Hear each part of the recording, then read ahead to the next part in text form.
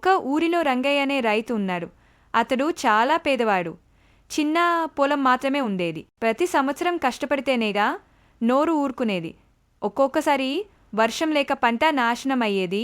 అప్పులపాలు కూడా అయ్యేవాడు. ఒకసారి గ్రామంలో భూకంపం వచ్చి చాలా ఇళ్ళు, పొలాలు నాశనం అయ్యాయి.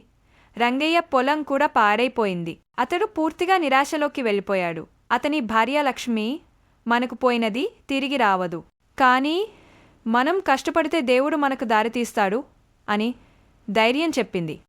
రంగయ్యకి ఒక మంచి ఆలోచన వచ్చింది.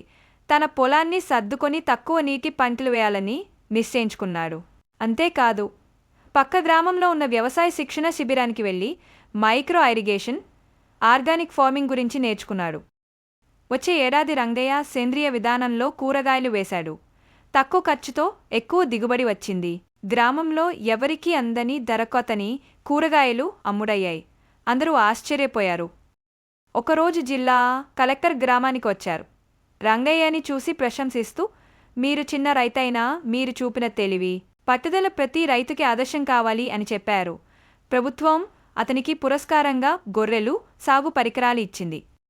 ఇప్పుడు రంగయ్య గ్రామంలోని ఇతర రైతులకు కూడా శిక్షణ ఇస్తూ, పేదరికం మనలను నిలబెట్టదు, మన సంకల్పమే మన భవిష్యత్తు అని చెబుతాడు.